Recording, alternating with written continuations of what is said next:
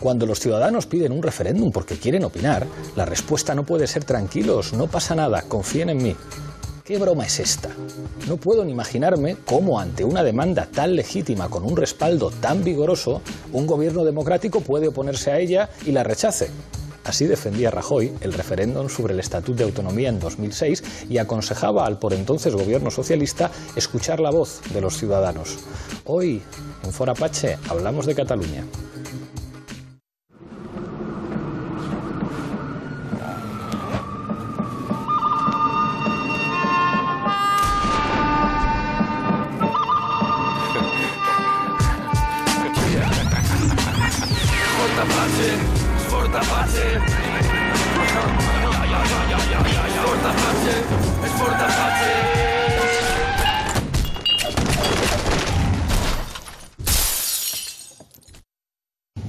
Esta noche en Fotapache hablamos de la situación en Cataluña. Para eso contamos con 6 invitados. A mi izquierda, Xavi Domènech, coordinador de Cataluña en Comú. Muchísimas gracias por estar aquí. Muchas gracias a ti.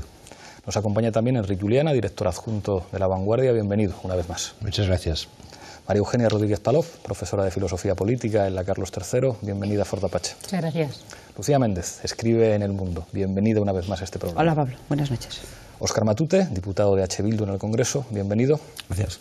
Y cierra la mesa Antonio García Santesmases, catedrático de Filosofía y militante socialista. Muchas gracias por estar aquí. Muchas gracias a vosotros. Enseguida empezamos el debate, pero antes, como siempre, en el punto de mira. Las cifras divulgadas por la Generalitat indican que más de 2 millones de catalanes votaron sí, mientras que por el no se decantaron unos 176.000 electores. La consulta se ha saldado con una participación del 42% del censo, a pesar del cierre de colegios electorales, la incautación de urnas y la represión de las fuerzas de seguridad del Estado, que ha dejado más de 800 heridos. Tras conocerse los resultados, Rajoy ha declarado que el referéndum nunca se ha producido. Pedro Sánchez reclama diálogo y acusa al Govern de protagonizar una huida hacia adelante. Unidos Podemos insiste en una moción de censura al gobierno de Rajoy. Y por su parte, Puigdemont abre la puerta a la declaración unilateral de independencia. Esta noche, en Fora Pache, analizamos la crisis política abierta en Cataluña. Empezamos, como siempre, en Forapache con la regla del minuto. Misma pregunta para los 6 invitados y no va a ser nada fácil. ¿Qué es lo que ha significado políticamente el 1 de octubre? Xavi, tu minuto. El 1 de octubre fue una jornada dramática, pero también extraordinaria, donde una parte importantísima del pueblo de Cataluña, en unas condiciones durísimas, efectivamente votó. Un 42% de la población votó y demostró, por otro lado, y creo que es la otra lectura política, se pueden hacer muchas, del 1 de octubre, demostró que ese Estado que dijo que no se votaría, que ese Estado que dijo que las urnas no estarían, que ese Estado que dijo que no, que estaba todo controlado, ese Estado fue derrotado el 1 de octubre. Situación que nos lleva a la situación que estamos viviendo estos días. Pero creo que estas serían las 2 lecturas principales para mí. Enric.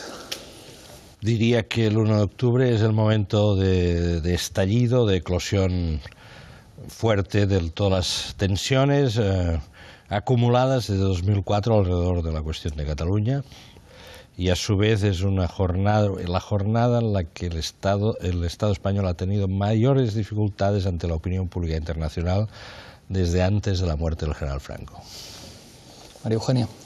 Pues yo diría que empezó siendo una jornada casi quincemayesca, que fue frustrada por una fuerza policial absolutamente exagerada, que provocó posteriormente una protesta masiva y pacífica frente a esa represión, que fue una forma de desobediencia civil frente al legalismo autoritario del Partido Popular, que se trató esa desobediencia civil como si fuera una sedición, como si fuera violencia criminal, y que esto puso de manifiesto la incompetencia y de alguna forma también la impotencia del Gobierno. Y en otros términos diría también, en línea con lo que ha hecho Enric, que ha puesto de manifiesto la crisis claramente del consenso constitucional, la falta de herramientas jurídicas y políticas que tenemos para afrontar este tipo de cosas. El 155 y el 116 solamente valen para cuando todo va bien, cuando hay bipartidismo y grandes mayorías.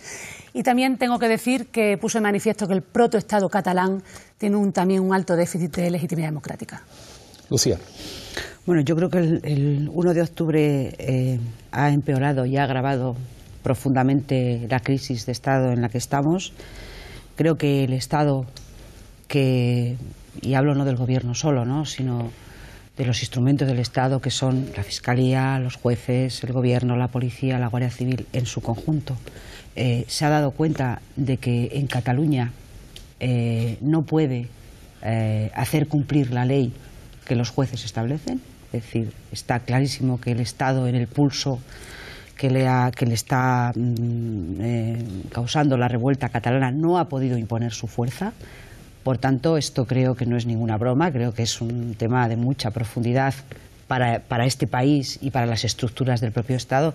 No solamente no pudo imponer su fuerza para impedir el referéndum, sino que cometió un gravísimo error, que fue liarse a palos, sin poder impedir que se abrieran los colegios electorales y que las urnas estuvieran en su sitio. Óscar. Yo creo que lo que pasó el 1 de octubre supone de facto la impugnación al régimen más poderosa que ha existido desde que el régimen está cuestionado, que es desde hace 4 o 5 años, 6 incluso, pero fundamentalmente desde el 15M. Yo creo que la impugnación masiva que decenas de miles de catalanes hicieron al régimen del 78 les hizo sostener un referéndum contra viento y marea, que no pudo ser más legítimo porque quienes hacen de la legalidad la bota que pisa la legitimidad intentaron impedir que fuera más legítimo, que supuso también una respuesta masiva en las calles de catalanes y de catalanas dispuestas a poner su cuerpo en medio de la represión, y desde luego también y fundamentalmente supuso ver cómo el Estado tiembla ante la crisis territorial y cómo sigue sin tener recetas, sin tener soluciones para la crisis, para la dimensión territorial. Nosotros, como vascos y soberanistas, desde luego animamos al pueblo de Cataluña, sin ningún ánimo de intromisión alguna y sabiendo que tendrán que tener su proceso y llegarán a sus conclusiones y las respetaremos, sean cuales fueren, pero creemos que dieron un ejercicio de decisión, de determinación y de dignidad al conjunto de ciudadanos y ciudadanas del Estado español y también a los pueblos que luchamos por tener una nación propia. Antonio. Pues yo lo viví como un elemento de desolación terrible. Es decir, me pareció que el choque de trenes se había producido. Todo el que tiene doble sentimiento, mi padre era catalán, tengo una hija viviendo en Barcelona, pues con el alma sobrecogida todo el acto, intentando pensar a ver cuándo llegaban las 8 de la tarde y que el señor que había tenido el infarto pues no llegara a morir y que no se produjeran muertes, además de los problemas de heridos que ya se estaban dando. Es decir, todos los que veníamos insistiendo desde hace años que aquí iba a haber un choque entre los separatistas y los separadores, entre dos nacionalismos, pues lo veíamos reflejado. Es decir, a mí me pareció una cosa completamente dramática. No, nada parecido a un referéndum, si por tal entendemos pues el Brexit o entendemos Escocia. Es decir, tú te ibas a Escocia y pensabas que podía irse a Escocia y al día siguiente por la misma ruta que se había quedado. Y tú pensabas con el Brexit que era claro que iba a salir que no y después resulta que salió que sí. Pero claro, los referéndums tienen siempre unos porcentajes muy cercanos, no porcentajes del 90%. Eso no es un referéndum en ningún sitio, ¿no? A partir de ahí ya pues viene el drama que discutiremos esta noche, ¿no? Si todavía las cosas que han ido mal pueden empeorar, ¿qué puede ocurrir? A partir de esto último que dices, si las cosas pueden ir peor, me ha sorprendido en vuestros diagnósticos, porque me consta que no pensáis igual en muchas cosas, sin embargo hay un elemento coincidente. Xavi hablaba de derrota del Estado. Juliana ha dicho dificultades internacionales sin precedentes del Estado español desde la muerte del general Franco. María Eugenia ha hablado crisis del consenso constitucional. Lucía ha dicho crisis de Estado y ha hablado de un Estado que no puede imponerse en Cataluña. Óscar ha hablado de impugnación sin precedentes más poderosa del régimen del 78.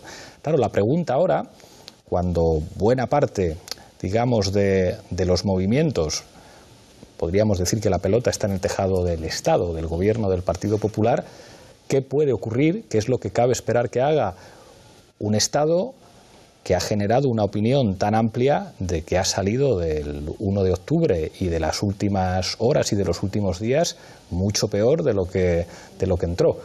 Eso me hace pensar que no augura nada positivo. Normalmente un gobierno herido o un Estado herido no suele reaccionar con sentido común y con mesura.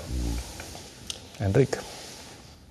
Sí, el historiador catalán Jaume Vicens Vives utilizaba una imagen para describir al poder, como metáfora, que era el Minotauro, ¿no? Figura mitológica, el hombre de la cabeza de toro. Yo creo que el domingo el Minotauro dio un cabezazo en la arena y eso es una cosa seria, ¿eh? que hay que saber leer. O sea, el estado profundo está herido. Y esa realidad explica algunos acontecimientos de esta semana. Por ejemplo, el contenido y sobre todo el tono del discurso del rey. Yo creo que en estos momentos la responsabilidad política de los dirigentes catalanes es altísima en estos momentos, de saber leer. ¿Qué significa esto? Vicens Vives decía que los catalanes tenían una cierta dificultad para saber interpretar los movimientos del Minotauro. Espero que esta vez esa dificultad se supere. Un Estado herido, que se siente que se ha situado incluso en una situación de ridículo. Insisto en la dimensión internacional, insisto en lo que ponían todas las portadas de los grandes periódicos del mundo, más los noticiarios de televisión y lo que salía en las redes y lo que no hemos leído, pero que cabe imaginar que ponían los cables de las cancillerías, de las embajadas, ¿no? Es decir, cuidado que esto es una cosa muy seria. Y yo espero, y acabo aquí, que los soberanistas catalanes se enteren algo de lo que es un minotauro herido. Bueno, yo diría que lo que tiene Rajoy en la cabeza parece ser que es una especie de huida desesperada hacia adelante, ¿no? Con una especie de violencia gesticulante, hiperventilada, que es evidente que no es más que una señal de frustración profunda, ¿no? La idea de recurrir al 155, eso no va a suceder. Yo creo que es muy difícil que suceda. Por un lado, no sé si el PSOE estará en disposición de apoyar algo así. Por otro lado, me ha sorprendido que, de hecho, lo pusieran, digamos, al PSOE contra la pared, ¿no? Diciendo, bueno, no iremos a un 155 si no es con el PSOE. ¿Por qué? Si usted tiene mayoría en el Senado. ¿Por qué le hace falta al PSOE, no? Esto me hace pensar, claro, me hace pensar en otro tipo de cálculos, ¿no?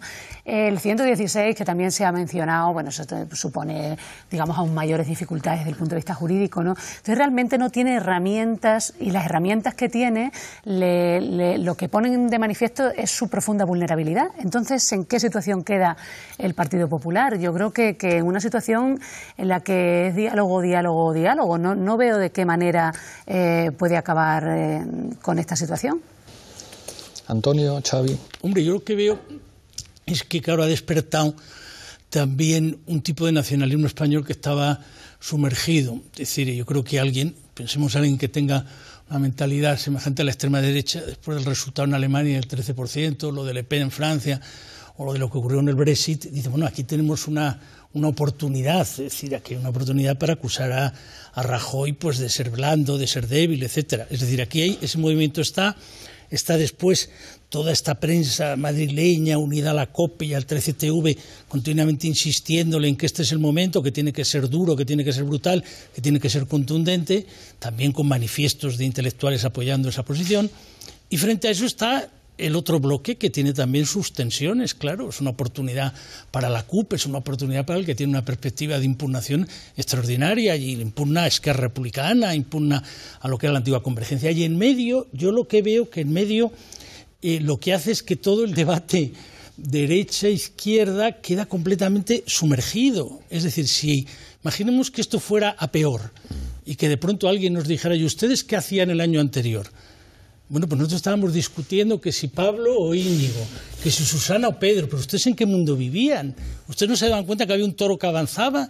¿Pero cómo pudieron estar ustedes discutiendo tanto tiempo del populismo, si había el problema de la plurinacionalidad o del problema de la vieja guardia suecia? Mire usted, si es que aquí había un problema que se lo estábamos diciendo, que iba más de un uso político del pasado, que había que usted tenía que tener una memoria propia. Y yo lo que veo es esa fractura hace que, claro, el sector, no digo intermedio, pero el sector de las izquierdas queda, por ejemplo, ¿quién se acuerda ahora del Pacto del Botánico o del Acuerdo en Lisboa? Pues es que queda como algo, pero hubo un momento que se habló de eso realmente, es decir, ¿o de qué estamos hablando ahora? Estamos hablando de que unos te piden un apoyo incondicional, efectivamente, el Partido Popular, ustedes lo que tienen que hacer es someterse.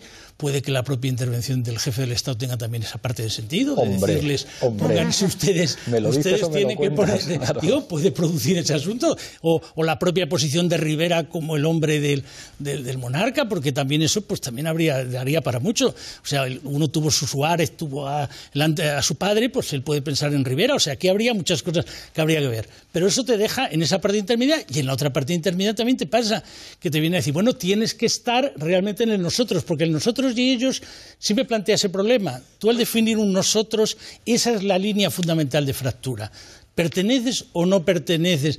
¿Es tu identidad o no es tu identidad? ¿Es tu tierra o no es tu tierra? ¿Es tu nación o no es tu nación? Y eso, claro, plantea que el que tiene una memoria distinta, pongamos que tiene una memoria republicana, y pondré un ejemplo solo, cuando se ha citado lo del 6 de octubre, histórico, el 34, y de pronto se nos ponen a algunos historiadores a hablar de lo que fue Azaña, lo que fue Negrín, pero oiga, si ha enterrado usted la memoria republicana, si nadie entiende nada de nada, porque nadie sabe lo que pasó a Azaña, ni lo que pasó a Negrín, entonces nadie, ¿cómo mete usted ahora Azaña y Negrín para explicar?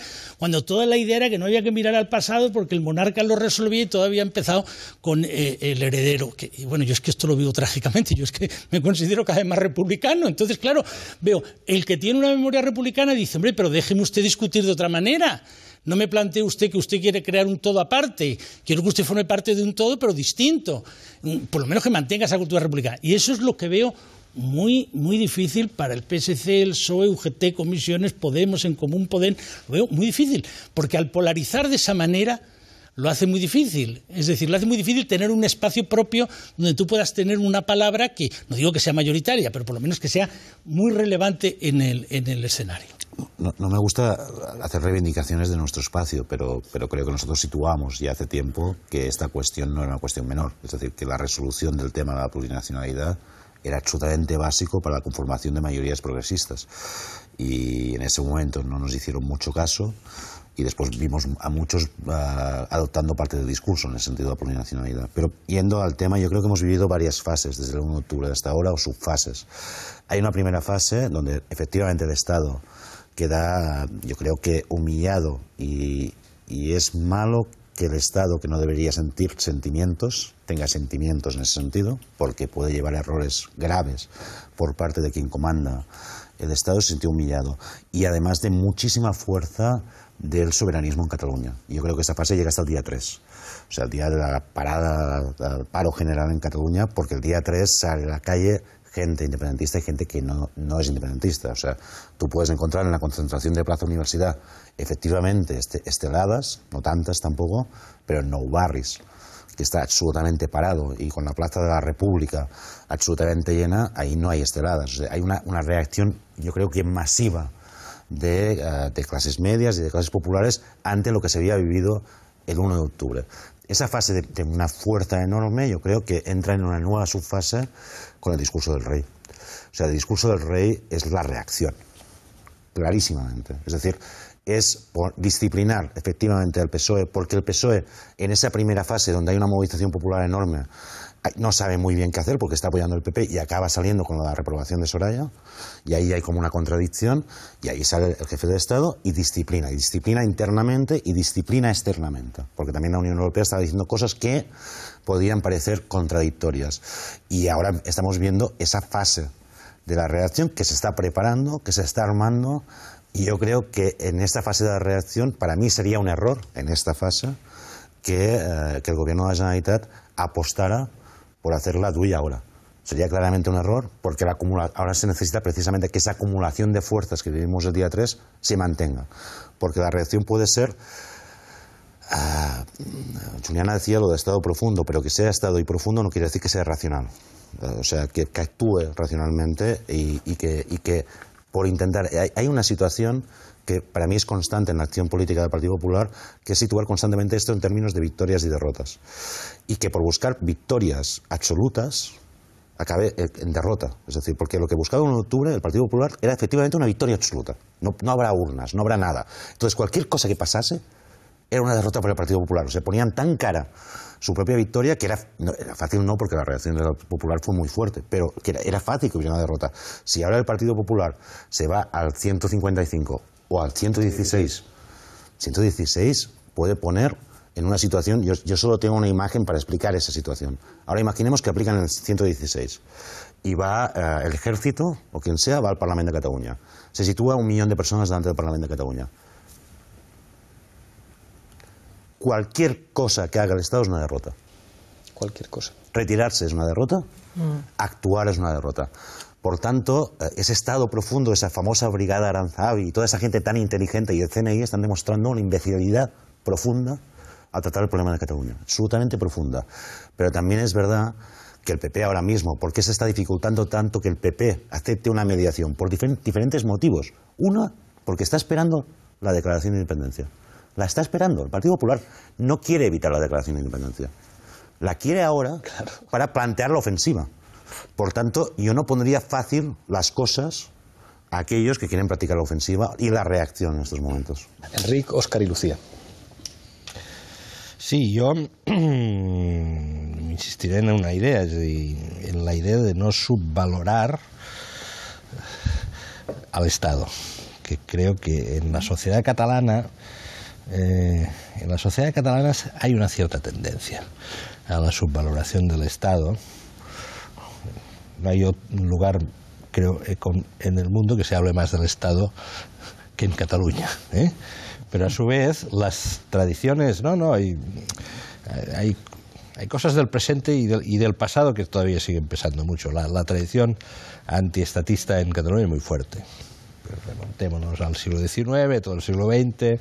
La principal fuerza social catalana fue la CNT hasta final de la Guerra Civil, y la CNT básicamente era un gran conglomerado obrero antiestatista.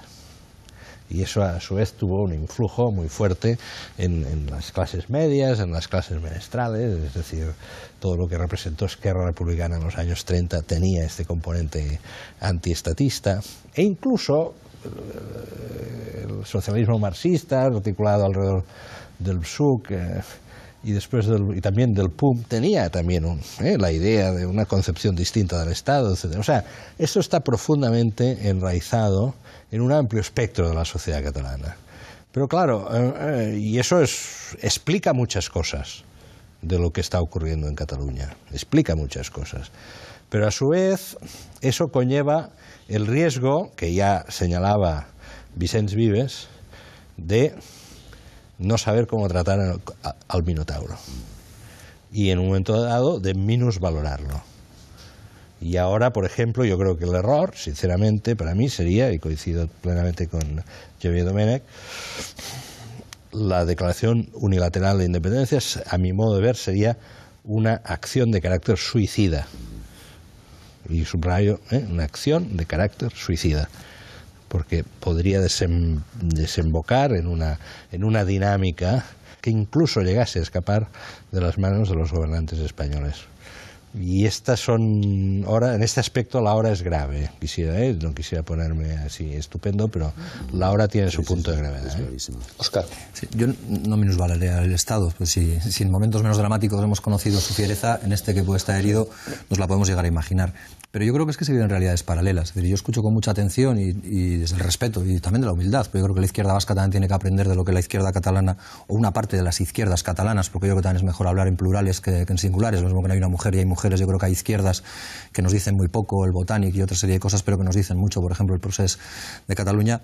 Yo creo que hay una realidad paralela. Es decir, yo creo que a Cataluña, o en Cataluña el 1 de octubre, se llega de una manera diferente a como se llega en el Estado español. Yo creo que la gente en Cataluña, con independencia luego de su posición política ante ese hecho, ante ese día, incluso de lo que hizo ese mismo día en función, ya fuera de los golpes policiales o de todos los días previos, llega con un nivel de conciencia determinado. Algunos dirán que está más o menos adoctrinado en función de no sé qué cosas. Esto también nos suena a nosotros, lo del adoctrinamiento en las escuelas o en las icastolas. Y yo creo que la sociedad española llega en otro proceso. Creo que menos concienciado, o con menos elementos de análisis. A mí me suena, cuando yo voy aquí mismo, a Madrid, cuando estoy en el Estado español, a ciertos elementos de la doctrina del shock de Naomi Klein, cómo está viviendo la sociedad española esto. Porque yo creo que el 1 de octubre, con ser una fecha muy señalada, no es la única fecha, ni está llamada a ser la única fecha. De hecho, desde principios de septiembre, que se aprueba la ley de referéndum, vienen marcados una serie de hitos que pueden ser cualquiera de ellos tan tan elementos de primer orden o tan nucleares en lo que pueda pasar como el propio 1 de octubre. Es decir, hay tres momentos en los que la ciudadanía catalana, si no recuerdo mal o no he leído mal, estará convocada a votar hasta que se pueda proclamar la independencia. 2 en forma de elecciones y 1 en forma de referéndum. Cualquiera de esos elementos o cualquiera de esos, puntos de esas metas volantes para llegar a la independencia que se puedan plantear podrían ser un elemento idóneo para quien no quiere la independencia pudiera expresar que es mayoritario, si realmente lo es. Yo tengo dudas, pero puedo aceptar que lo sean y evidentemente aceptaría el resultado, como imagino que haría cualquier persona. Pero yo creo que lo que se está intentando es elevar el nivel de tensión de una manera muy interesada para que, por ejemplo, veamos como normal que un dirigente de Falange Española y de las Jons sea portavoz en Zaragoza de una manifestación multitudinaria que se piensa para defender a la Guardia Civil, pero que se proyecta como España no se toca y España es una y no 51. Y ese es el viejo anatema del régimen que sale en el 78. Cuando yo decía que era la mayor impugnación al régimen del 78, lo decía porque quienes hemos defendido, yo creo que no somos solo nosotros, ni nosotras, ni mucho menos, que hay mucha gente en el Estado español, desde diferentes tradiciones políticas, ha defendido que la crisis de régimen venía caracterizada al menos por 3 crisis: la territorial, la económica y la que tenía que ver con los valores, con la institucionalidad bien aceptada. Nosotros sosteníamos que la territorial era la que hacía el Estado tambalearse. Creemos que ahí se está viendo. Evidentemente, puede pasar de todo todavía. Y yo no sé el 1 de octubre lo que va a hacer el Govern. Sí creo, y termino, sí creo que el Govern hasta ahora no ha sido un mal gestor de su fuerza, porque hasta el momento parece que ha conseguido, por lo menos de ojos afuera, ha conseguido imponer el relato y construir una... Yo sé que hablar de mayorías y minorías es complejo, pero no tenemos tanto complejo para hablar de mayorías, por ejemplo, cuando hablábamos de primaveras árabes, sin saber si lo que ahí había concentrado representaba el 10, el 15, el 30 o el 40% del territorio sobre el que reclamaba, ¿no? Por ejemplo, pues yo creo que ha conseguido imponer el relato y que ha conseguido generar un nivel de adhesión muy importante, para no hablar de términos en mayoritarios o minoritarios. Nos vamos a ir a zapping y volvemos con Lucía después. Adelante, vídeo. La absoluta irresponsabilidad de la Generalitat ha tenido que ser suplida por la profesionalidad de las fuerzas y cuerpos de seguridad. Ellos han cumplido las órdenes de la justicia, han actuado con profesionalidad y de modo proporcional y proporcionado.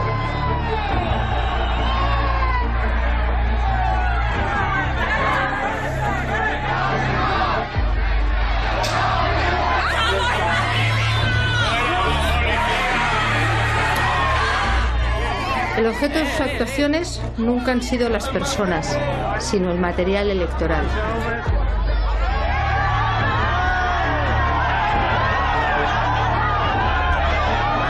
Han buscado siempre proteger los derechos y las libertades. Quiero dar aquí las gracias de manera muy especial a las fuerzas y cuerpos de seguridad del Estado, a la Policía Nacional y a la Guardia Civil. Han cumplido con su obligación y con el mandato que tenían de la justicia. Hubiera sido más fácil para todos mirar hacia otro lado mientras se perpetraba un ataque tan grave a nuestra legalidad. Pero no lo han hecho.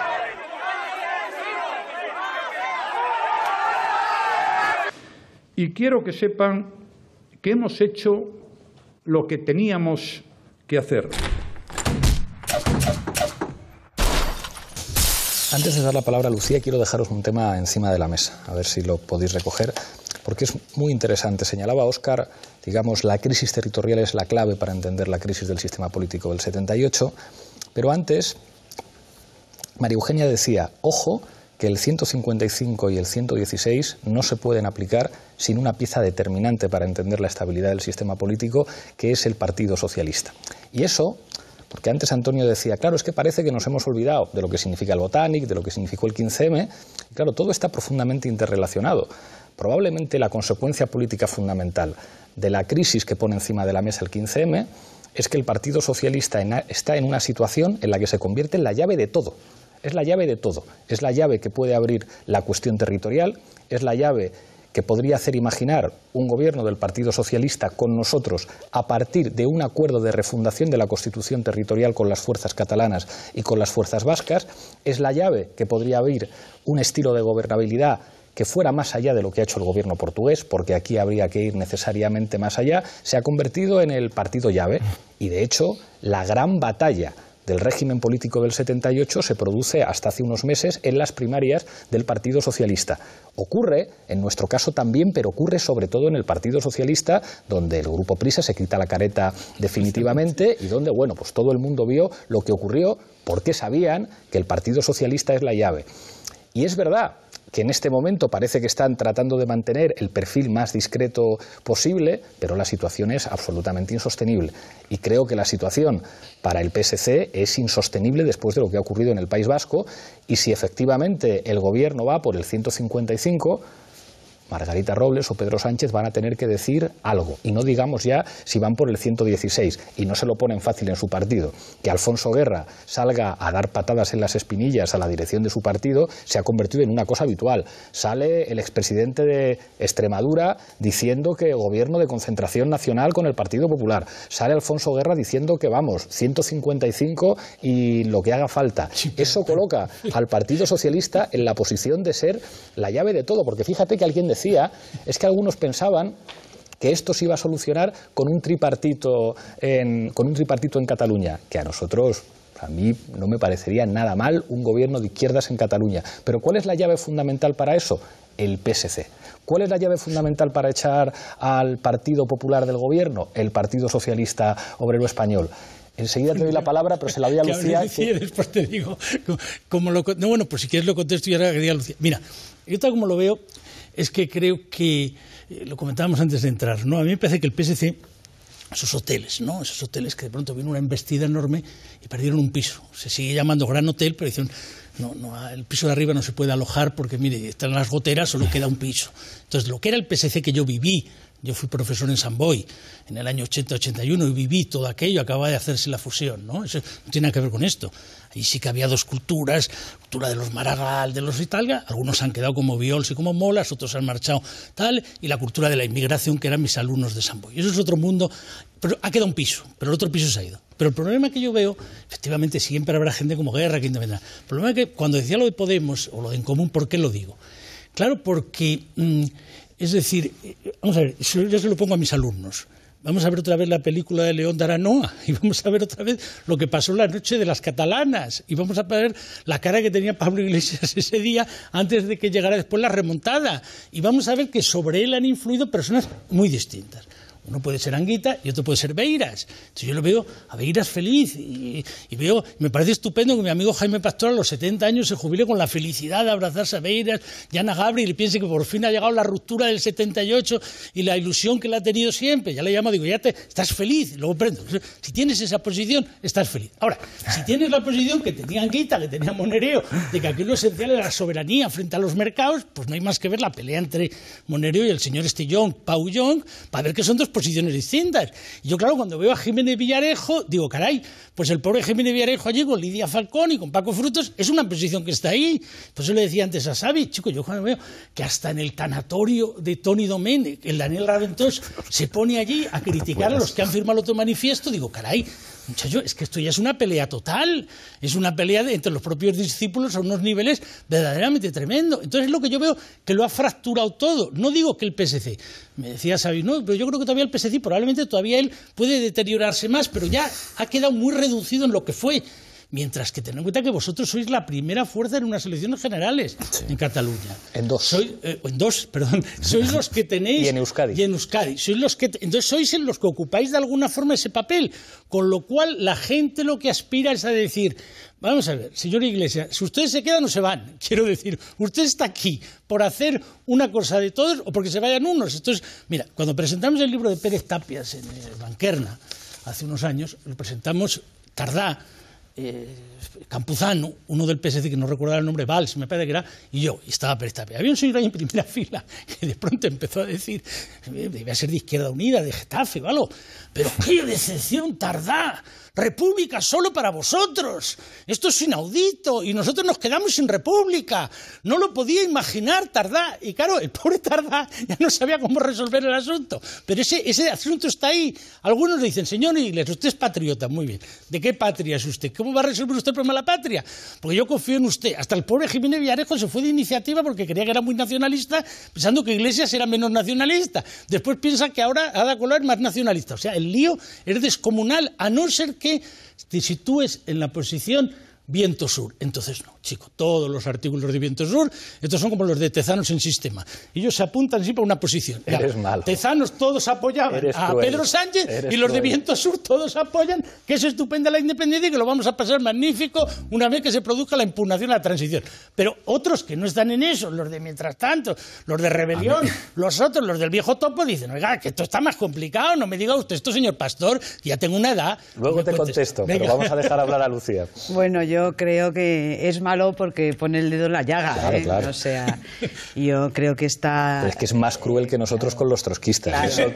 Eso tiene mérito. Que fui trotskista de joven, por eso tengo legitimidad. Fui de joven trotskista. Claro, porque aquí en este país se ha producido efectivamente en los 2 últimos años unas circunstancias que efectivamente han puesto en cuestión lo que se llama el régimen de 78, pero realmente los movimientos en la calle de hace 4 años, hace 3 años, han sido encauzados por vosotros hacia las instituciones y, sin embargo, os ha sorprendido, también a vosotros, os ha sorprendido y a toda la izquierda, un movimiento que no tiene nada que ver con las revoluciones que hemos visto en los siglos pasados, porque es una revolución nacionalista, populista, de las clases medias, no es una revolución al uso, no es como las revoluciones que hemos... Porque estamos ante esto, ante una revuelta claramente callejera que escapa a las identificaciones que han sido hasta ahora tradicionales en las revoluciones.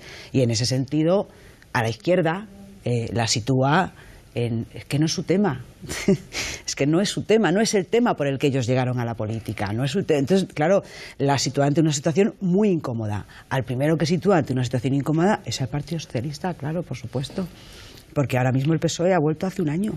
Es decir, el gobierno dice, yo no voy a aplicar nada sin el apoyo del PSOE, y el Partido Socialista tiene que tomar una decisión y no quiere, y como es normal porque está en una situación muy difícil. Pero bueno, aquí, es decir, a mí me ha hecho gracia algunas de las cosas que he oído, porque claro, es que el rey es el jefe del Estado. Y entonces, en este momento hay un peligro de ruptura del Estado. Es decir, el jefe del Estado no puede, bajo ningún concepto, hacer un gesto que pueda ser interpretado siquiera como un síntoma de debilidad. Es que es el jefe del Estado que está en peligro. Alfonso Guerra es el padre de la transición. Es decir, Alfonso Guerra no puede decir otra cosa que lo que dice. ¿Qué va a decir Alfonso Guerra? Es decir, yo creo que los que tienen que decir cosas nuevas... Herrero de Miñón también es un padre y dice cosas muy diferentes. Bueno, mira que es de derechas. Herrero de Miñón, ¿sabes cómo le llamaban en su partido? ¿Quieres que te lo diga? Que eres muy joven. Pues sí, Herrero y Rodríguez de Traición. Bueno, quiero decir que hay personas... que así es la derecha española. Así, claro. Es decir, que yo creo que es verdad que Miguel Herrero ha sido siempre una persona muy poco disciplinada en general. Pero yo me resisto a pensar que el único discurso posible para defender el Estado sea Alfonso Guerra. Sí, porque... sí, verdaderamente ese nos lleva... Alfonso Guerra es una persona que está en la historia. Sí, en la historia se puede estar. Y en el museo, tranquilamente. Sus palabras no pueden ser consideradas bajo ningún concepto un elemento de referencia de la actualidad, porque es un hombre que está en la historia y, por tanto, defiende sus posiciones. Oye, Antonio conoce mucho más de esto. ¿Qué va a decir Felipe González? Pero hay una ha sido presidente del gobierno. El problema es que aquí hay 2 representantes de una fuerza política estatal que aspira a gobernar este país, es decir, a liderar el Estado, y que no tiene una idea clara. Tiene una idea clara, porque, oye, decidme ¿vosotros estáis de acuerdo en que la policía y la Guardia Civil haya abandonado los hoteles linchada por la población? No, puedo decir una cosa, porque no venía a hablar para defender nuestra postura política. Vale. Este espacio normalmente es para ser como más sinceros. Creo que ahora mismo, y va a ser para quedar chuleado, pero, o sea, nosotros hemos defendido por activa y por pasiva que esto se resolvía con un Estado plurinacional. Lo hemos dicho no hace 3 meses. O sea, esto de que nos ha sorprendido, no. Lo hemos dicho desde hace tiempo. Y diciendo esto, hemos ganado las elecciones generales en las naciones, pero si quieres nacionalidades históricas. Yo creo que todo esto tiene un valor que igual Alfonso Guerra y Felipe González y todos estos grandes padres y los hijos de estos padres que pensaban que la política, estoy refiriéndome al PSOE en estos momentos, no entendieron. Y se pensaron que todo esto era una broma. Y que era una broma para no pactar con ellos. Mira la broma ahora. Es decir, que efectivamente nosotros tenemos una propuesta de cómo debería ser ese Estado y que creemos que es la solución. Puede que haya otras, pero creemos que no se nos puede decir que nosotros no hemos hablado de este tema, ni hayamos propuesto cosas en relación a este tema, ni que no percibiéramos que precisamente este sería que ya era uno de los grandes temas que había encima de la mesa y que efectivamente es uno de los grandes temas tan grande que aquellos que decían que esto no tenía importancia y que por qué traíamos esto aquí, ahora dicen no que hay una crisis en Cataluña, sino que hay una crisis de Estado. Por supuesto. De Estado. Es que la hay. Por tanto, esos que pensaban cuando teníamos los debates de investidura que todo esto, ¿por qué lo dicen y por qué lo hacen? Y es una estrategia, porque no quieren pactar. Hombre, estos a lo mejor podrían salir de sus salones, porque yo creo que Pedro Sánchez ahora mismo está encerrado en una sala esperando un día mágico que no va a llegar nunca, porque la política es mancharse, no esperar, es mancharse, y si hay un momento para mancharse es este, y te puedes equivocar, pero lo que no puedes estar es haciendo lo que es estar ausente en estos momentos, si quieres ser líder de algo en este país. Pero creo que, bueno, ya cayó. Sí, yo fíjate la distopía que hay entre lo que piensas o lo que está viviendo, cómo está viviendo en este momento la sociedad catalana, con sus matices y sus pluralidades, y la sociedad española, que es que, por ejemplo, para mucha gente en el Estado español, la intervención del jefe de Estado en esa rotundidad, lo vamos a dejar ahí, en la que se expresó, era necesaria. En Cataluña, que el proceso lo han levantado como un proceso de construcción posible de una república diferente, no sometida a los vicios que tiene el Estado español heredados del régimen del 78, eso lo único que hace es reforzar, lo único que hace... No, que cada uno ventile... que cada uno... pero si yo creo que lanzarse corrupción a mí personalmente me da igual. Yo tampoco me siento aludido por una fuerza que quiera gobernar el Estado, como comprenderás, porque no es nuestro caso, que bastante tenemos con lo nuestro. Pero yo creo que hay cosas que se dicen que no son del todo ciertas. Yo no creo que se pueda decir que la revolución, que es una palabra que yo no he querido expresar, porque igual si la expresábamos nosotros y nosotras todavía echábamos más leña al fuego, pero bueno, cogiendo esa palabra, la revolución que se está viendo en Cataluña no creo que es una revolución de clases medias. En todo caso es una revolución interclasista. Pero es que yo creo que todas las revoluciones para la construcción de un nuevo Estado en Europa y en el siglo XX han sido interclasistas. No es demasiado decir, es que lo han sido. Uno se puede ir a los países bálticos o a otros para ver que han sido de componente interclasista. También hay que decir que el Estado español no ha tenido ningún reparo en reconocer repúblicas bálticas que han negado el derecho a voto a sus minorías. Por ejemplo, Letonia y Estonia a la minoría rusa durante un cierto tiempo. Y España ha tenido ningún reparo para otorgarles la vitola democrática. Por tanto, hay discursos que chirrían cuando se ponen encima de la mesa de esa manera. Y yo creo que es que hay un callejón sin salida. Y lo digo no con alegría. A mí me encantaría que cuando sea lleguen a una solución y la que sea. Yo no voy a ponerme más purista que nadie si lo que finalmente deciden se queda por debajo de lo que pudieran ser mis expectativas de construir un Estado-nación soberano en Cataluña. Pero yo creo que hay un callejón sin salida, porque esperar a que el Partido Socialista mueva ficha y la mueva en la buena dirección, yo creo que es esperar demasiado. Yo no confío en el Partido Socialista y creo que no sorprendo a nadie si lo digo, porque ha tenido una oportunidad con la investidura de Rajoy, ha tenido una oportunidad con la moción de censura, pero tiene también un bagaje de actuaciones durante las últimas 4 décadas, por ejemplo en nuestro país, que no denota en ningún momento que pueda hacer algo parecido. Más bien al contrario, si uno coge la historia del Partido Socialista del 78, coge la del Congreso de Suresnes o coge otras y ve lo que dice ahora y lo que decía antes, lo que se ve es una adaptación al marco, y el marco es el Estado. Y la nación española, para ellos, es más importante, sin hacer el chiste de la S y la O, porque no hace falta, es más importante que el desarrollo de su hipotética línea de acción programática. Y yo creo que ahí está el nudo, porque, por desgracia, y lo digo por desgracia, porque además de Euskal Herria Bildu, probablemente rompiendo esquemas, hemos decidido apoyar peleas en el Estado que podría pensar la gente que estos van a lo suyo y para qué las van a apoyar, y las seguiríamos apoyando. Creemos que no hay una mayoría social que sostenga esa posibilidad de cambio y que el Partido Socialista no se ve demasiado amenazado o demasiado presionado para mover esas posiciones. Y eso dibuja un callejón sin salida, ciertamente, en el Estado español, no así en Cataluña. Yo creo, Enrique, María Eugenia y después Antonio. Adelante. No. Me encanta que os automoderéis. Adelante. ¿Yo? ¿Quién? Para esto se inventaron los moderadores. Dale, Enrique. No, una mención, no, porque Lucía decía una revolución, una revuelta nacional populista. Mira, permitidme una mención muy rápida a 3 fechas. 1868, después de la gloriosa, la Revolución Liberal, encabezada entre otros por el general Prim tuvo un pollo en Barcelona muy grande porque las bases le quisieron desbordar. porque querían que proclamase la República. Al extremo de que Prim tuvo que bombardear Barcelona para contener un desbordamiento por la izquierda del movimiento que él había realizado. 1931, un anciano coronel de ingenieros del ejército español llamado Francesc Macià sale al balcón de la Generalitat y proclama l'estat català dins la Confederació Ibèrica. En Madrid, cuando ahora no había Twitter en aquel tiempo, eso llegó al cabo de unas horas por vía telegrama a don Niceto Alcalá Zamora le llegó que el viejo Macià había proclamado la República, el Estat català dins la Confederació Ibèrica. Bueno, tuvieron que salir en tren rápidamente para Barcelona para negociar con él, y de eso salió la Generalitat y el Estatuto de Autonomía. Vaya usted, don Fernando, que les convencerá. 31-32. 1977, después de una de las jugadas, yo creo la más audaz de la transición, Pacto Suárez-Tarradellas, Josep Tarradellas, miembro de Esquerra Republicana, antiguo jefe de la industria militar de la República. Esto en la transición se decía poco. Era el jefe de la industria militar de la República. Hay fotos de Tarradellas enseñándole fusiles recién fabricados al general Miaja en Barcelona.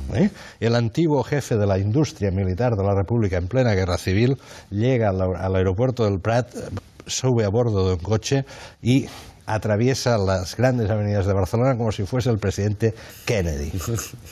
Esto es Cataluña. Esto es Cataluña. Entonces, claro, yo antes he dicho, los catalanes tienen ante sí un problema de no saber identificar bien los movimientos del Minotauro.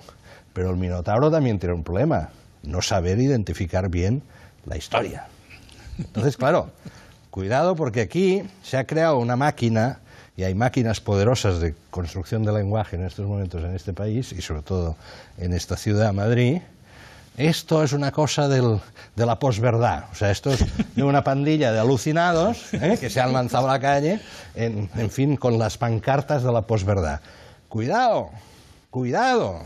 Bueno, No lo digo por Lucía. No, pero que la otra parte también tiene su construcción. Aquí todo el mundo puede cometer lo que quiero decir, Lucía. Y la otra parte tiene también su responsabilidad en la construcción de un fanatismo. En esta época que vivimos tan llena de imágenes y de palabras, uno de los problemas es el cometer errores de lectura, de no leer bien lo que está ocurriendo. O sea, toda esta gente que salió el día 1 son hijos de esta tradición política que os he explicado. El grado, cómo han burlado a los sistemas de vigilancia del Estado. Sí, totalmente. Si llegaron a tener ¿sabéis cómo hasta llegaron a tener guardadas las urnas? Que las tenían en los árboles. Y en las sillas de ruedas. Allí donde no mirará nadie. Encima, allí colgadas de los árboles, como si fuesen, no sé, para los pajaritos, ¿no? Es algo que hay que saberlo leer. Me dicen de realización que se nos acabó el tiempo, pero vais a tener todos vuestro minuto de conclusiones, así que volvemos a la regla del minuto. Empiezo por ti, Óscar, minuto de conclusiones. Sí, yo creo que el proceso que está habiendo en Cataluña es un proceso que solo puede traer cosas buenas y sigue por la senda democrática, que romper los candados del 78 con más democracia nunca hace daño a nadie, a ningún pueblo le quita nada, sino que da oportunidades a las personas para construirse, y además, insisto, yo creo que se está intentando inocular un miedo a la población que no es real, porque se puede y podría, si existe una mayoría no independentista en Cataluña, revertir ese proceso en cualquiera de los hitos que la propia ley de referéndum aprobada en el Parlamento de Cataluña, creo que el 6 de septiembre, me bailará una fecha, lo quisieran. Es decir, tiene que producirse unas elecciones. Si en esas elecciones, evidentemente, la mayoría de los diputados y diputadas son contrarios a la independencia, podrán paralizar todo el proceso, pero a continuación, y después de unos meses, tendría que producirse un referéndum sobre esa Carta Magna que elaboraran en Cataluña. Si habría una mayoría de catalanes y catalanas que entendieran que esa Carta Magna no es buena porque no es de izquierdas, o no es buena porque les separa de España, podrían revocarla con un no. Y luego hay otras elecciones que serían las que componen el nuevo Parlamento de Cataluña, donde también, nuevamente, si hay una mayoría que no ve bien lo que se ha hecho, podría revertirlo, pero con votos, mejor votos que armas. Gracias, Óscar. Antonio. Bueno, realmente ha sido muy, muy entretenido. Podríamos haber seguido más, sobre todo para haber entrado en lo de la Iglesia, que yo quería haber entrado teniendo un experto aquí como Enrique en lo de la Iglesia, que sí puedo jugar un papel. No, si yo lo que quería decir era, vamos a ver, la interpretación del pasado que hace en el espacio socialista es que lanza sobre el problema de que no hay la misma. Hay por lo menos dos. Hay una, digo, por referirnos al siglo XXI, hay una que lo que viene a decir es todo esto ha ido fatal porque hemos tenido una política de apaciguamiento con los nacionalistas, la de los Leguina, los Corcuera, los Paco Vázquez, la de Guerra, y hay otra que es la que dice, no hombre, que es la mía, la que yo he escrito, no, mire, no. Es que bienvenido tendríamos ahora a Maragall. Es que, claro, no hicieron ustedes caso a Maragall y esto no se hubiera evitado el lío. Es decir, hubiéramos podido resolver esto por 30 años. Cada vez que venía aquí le decían, cuéntenoslo, dicen en la memoria. Y no, si cada vez que lo cuento es peor porque se excitan más. No solo los socialistas, sino el Grupo Prisa y tal. Entonces, como no hay la misma, depende. Antonio... Y por eso el balón ha pasado a vosotros, Xavi. El balón ha pasado a vosotros, que es los que tenéis la contradicción, porque todas explotan. Gracias, ahora en vuestro ámbito. María Eugenia, tu minuto. Bueno, yo creo que esto es una gran oportunidad para la derecha española y la va a aprovechar y va a intentar matar varios pájaros de un tiro. No quiero rebajar la épica de Enrique y voy a hacer una cosa muy pedestre, pero yo pienso que el PP va a aprovechar para cepillarse, si puede, al sanchismo, no al PSOE, sino a Pedro Sánchez, si puede. Lo va a colocar en una situación muy difícil, como ya hemos visto aquí. Si apoya mal, si no apoya, podría ir a unas eventuales anticipadas y también le iría mal. Pero esas anticipadas al PP no le interesa que sean ahora, le interesa que sean después del choque de trenes. Precisamente le interesa, como decía Xavi, que haya una DUI, después hacer, digamos, una especie de agresión esperpéntica, digamos, al proceso catalán y finalmente, bueno, pues aprovechar que eso cambiaría eventualmente el termómetro electoral para iniciar un proceso de lepenización de este país. La cuestión es si el Gobierno le va a seguir el rollo o no le va a seguir el rollo al PP. Lucía. Bueno, yo no tengo ni idea de lo que va a pasar. Creo que es muy difícil aventurar escenarios en este momento porque todos los escenarios que se han aventurado han resultado equivocados y yo, si me permites, Pablo, lo único que quiero transmitir, aquí se ha hablado del nacionalismo español identificado con determinados partidos. Yo solo te digo que yo vivo en Madrid y que yo percibo una angustia y una tristeza tremenda en la población de Madrid, en mi barrio, que percibo esas banderas en las ventanas como algo triste, como algo desolador. Veo a la gente francamente angustiada, incluso físicamente, con lo que está pasando. No la veo rabiosa, no la veo rabiosa contra los ciudadanos de Cataluña. No veo que nadie diga los tanques, no, veo tristeza, veo desolación, veo pena. Y creo que es porque la gente no quiere que Cataluña se vaya de España, no quiere. Y ahora mismo está viendo que así como durante años parecía una broma, ahora puede ser realidad. Gracias, Lucía. Xavi, tu minuto. No, yo quería, no iba a decirlo, pero cuando has comentado esto, es decir, aquí hay un componente también muy fuerte de... A mí me ha abrazado gente llorando por la calle. O sea... en Cataluña, o sea, hay un componente, yo estoy de acuerdo, o sea, si esto sigue manteniendo la transversalidad, la democracia, la voluntad esta catalana de ser un solo pueblo, tiene una fuerza enorme que tiene que mezclarse con una fuerte inteligencia, pero esto va más allá del discurso. Yo ayer escuchaba a Puigdemont y hablaba de fraternidad, y hablaba de un solo pueblo, que era un concepto que no era propio de Convergencia, ni del procés hasta ahora, y hablaba de transversalidad, pero esto no es solo decirlo, esto es hacerlo.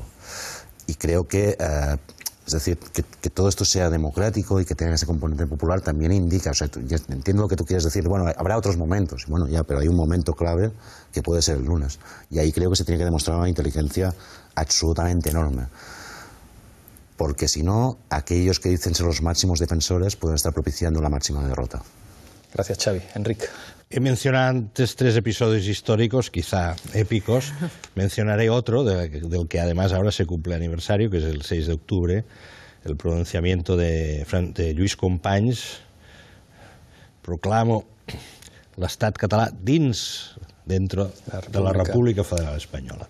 Cuando él salió al balcón de la Generalitat, sábado por la tarde, a las 8:20 de la tarde, de la noche mejor dicho, él ya sabía que iba a perder, porque la CNT le había comunicado que no se sumaba a la huelga general convocada por la Alianza Obrera.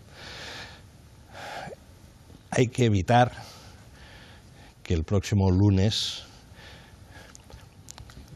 Puigdemont emule a Companys, que salga a proclamar la independencia de Cataluña sabiendo que va a perder. Muchísimas gracias, Enric, muchísimas gracias a los 6.